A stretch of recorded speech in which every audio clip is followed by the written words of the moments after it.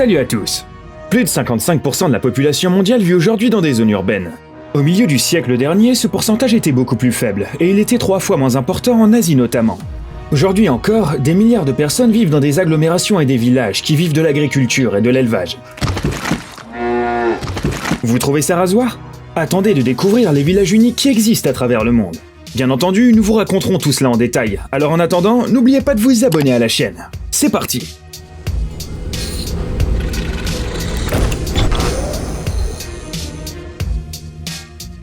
Inakadate, Japon. Au Japon, on produit à peu près 10 millions de tonnes de riz chaque année. C'est l'aliment le plus important chez les Japonais. Ils en consomment quotidiennement, les servent en accompagnement avec le plat principal comme de la soupe, et le cuisinent de milliers de façons différentes. Ils s'en servent également pour faire des tableaux, et ce à même les rizières. Cet art paysager insolite est né dans le village japonais d'Inakadate. Il a été inventé en 1993 par les habitants qui voulaient attirer les touristes dans cette région.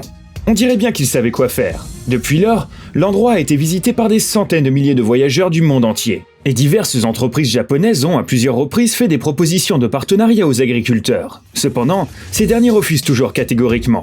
Ils ne sont tout simplement pas intéressés à faire de la publicité par le biais de leur art, sauf pour leur village préféré bien sûr. Alors, comment font-ils pour dessiner de tels chefs-d'œuvre? C'est simple. Pour réaliser ces dessins, les artisans utilisent simplement des variétés de riz de différentes couleurs. Ils obtiennent ainsi des géoglyphes inédits basés sur les thèmes traditionnels du folklore japonais. Ils s'inspirent également de la culture mondiale la plus connue.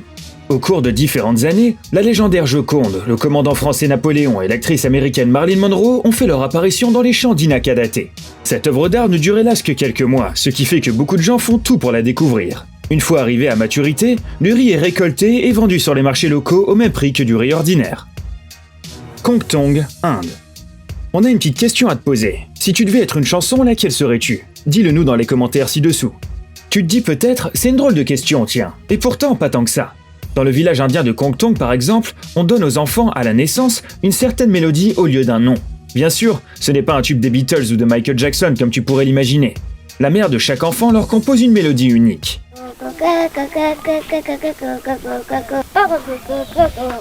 Alors, comment les habitants de ce village s'appellent-ils les uns les autres?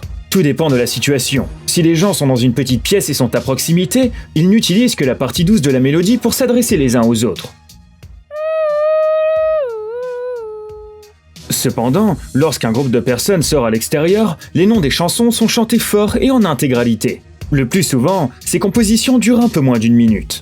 C'est grâce à l'agriculture que les habitants de Kongtong s'appellent musicalement. Le fait est qu'ils sifflent les airs et obtiennent un son à très haute fréquence. Ainsi, comme tu le sais peut-être, ces sons s'entendent mieux sur de longues distances. Imagine un peu comment les habitants vivaient autrefois.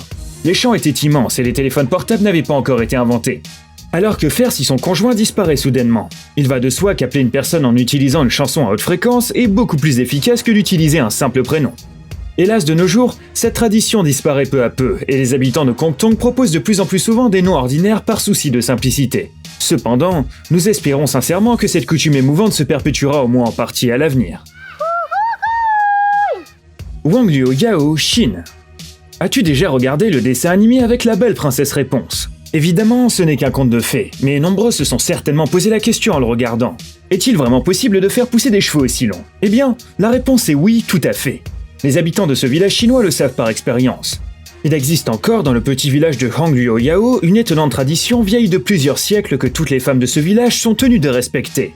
Selon cette tradition, chaque fille doit se faire pousser une tresse épaisse dès l'enfance. Elles ne peuvent la couper qu'une seule fois dans leur vie, lorsqu'elles sont prêtes pour le mariage. Ensuite, lorsqu'elles donnent naissance au premier enfant, les femmes ajoutent 2 mèches à leur tresse à partir des cheveux qu'elles ont coupés ou perdus.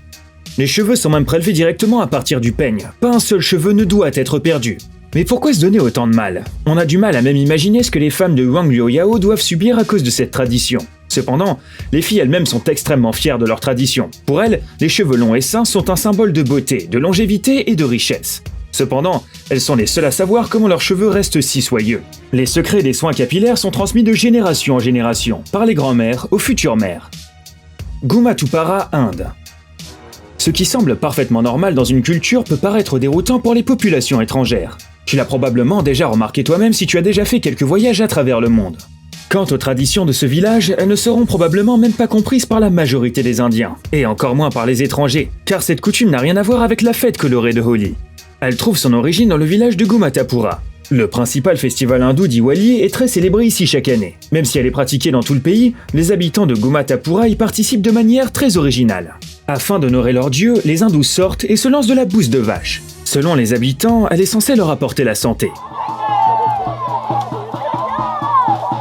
D'ailleurs, sais-tu que la vache est un animal sacré en Inde? Étonnamment, il n'y a pas que les habitants de Gumatapura qui viennent se défouler. Les amateurs de divertissements insolites viennent de tout l'état de l'Uttar Pradesh. Ils ramassent le fumier dans toutes les prairies de la région et jouent à se les lancer dessus comme de véritables boules de neige. Il faut avouer que c'est plutôt original. Banjul, Burkina Faso. Depuis toujours, les gens savent qu'il faut se tenir à l'écart des dangereux prédateurs comme les requins ou les crocodiles. Il existe toutefois des exceptions. Il semblerait que certains hommes arrivent quand même à bien s'entendre avec ces derniers dans certaines circonstances. C'est le cas par exemple de la commune de Banjul, qui a été fondée sur la rive du lac du même nom dans le petit pays d'Afrique de l'Ouest du Burkina Faso. Les eaux de ce lac abritent une centaine d'énormes crocodiles, lointains parents des prédateurs vivant dans le Nil. Crois-tu que les locaux parcourent plusieurs kilomètres à pied pour contourner ce lac? Non, certainement pas.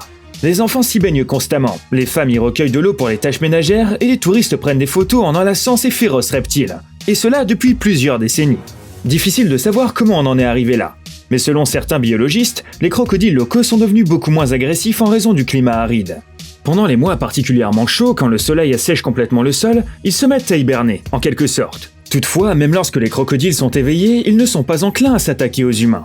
Au contraire, les prédateurs vivent à côté d'eux, dans la paix et l'harmonie. Umoja, Kenya.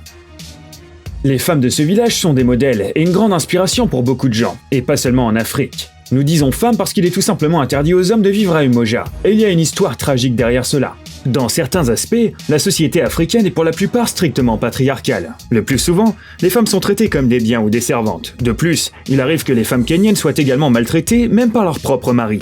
Cependant, les femmes du Moja ont fini par en avoir assez de subir ces abus, et ont fondé un village entièrement dirigé de leurs mains. Aujourd'hui, environ 300 personnes y vivent, des enfants pour la plupart. Certains de ces enfants ont fui leur père abusif avec leur mère, et certains sont nés là-bas. Mais de qui, pourrait-on se demander? Eh bien, pour répondre à cette question, les habitants du Moja disent « Bien que les hommes soient interdits de venir ici, nous les aimons toujours ». Ainsi, les femmes Samburu vont encore parfois à des rendez-vous en dehors du village. Pipelantry, Inde. Grâce aux cours d'histoire, tu sais sans doute que dans la Sparte antique, la naissance d'une fille était perçue par la famille comme un mauvais signe. Même de nos jours, dans de nombreuses cultures traditionnelles, les jeunes parents préfèrent encore les fils. Mais pas dans cet étonnant village situé dans le nord de l'Inde. Ici, chaque naissance de fille est une grande joie, non seulement pour les habitants, mais aussi pour l'environnement. Et voilà pourquoi. Il y a 15 ans, l'ancien chef de Pipelantry a tragiquement perdu sa propre fille. Le cœur brisé, il a décidé de lancer une tradition touchante. Planter 111 arbres dans la ville chaque fois qu'une fille est née. Mais pourquoi autant? Pour une bonne et simple raison. Dans la culture indienne, ce nombre porte chance. La coutume persiste encore aujourd'hui, et grâce à elle, des dizaines de milliers de nouveaux arbres ont été plantés sur les terres locales. C'est incroyablement poétique, pas vrai? Colma, États-Unis. Si on n'y fait pas particulièrement attention, cette ville américaine nous semble tout à fait ordinaire. Aussi longtemps que l'on ne regarde pas les rues vides et l'étrange amas d'immeubles de petite taille. Mais qu'est-ce que tout cela signifie? Eh bien, cela risque de te surprendre. Colma, située près de San Francisco, est fréquemment appelée la ville des morts. On y compte moins de 2000 habitants et environ 1,5 million de tombes. Tu te dis sûrement qu'il doit y avoir une terrible atmosphère de mort et de tragédie. Eh bien, pas du tout. Les habitants font preuve d'humour pour aborder les particularités de leur ville et affirment avec joie que c'est génial de vivre à Colma. C'est à cause de la fameuse ruée vers l'or qu'il y a autant de tombes, car des centaines de milliers de personnes sont venues dans la région à la fin du 19e siècle. Au cas où tu ne le savais pas, beaucoup d'entre eux sont morts à cause des épidémies et des travaux qui étaient très dangereux à l'époque. Et c'est à Colma qu'ils ont trouvé leur dernière demeure.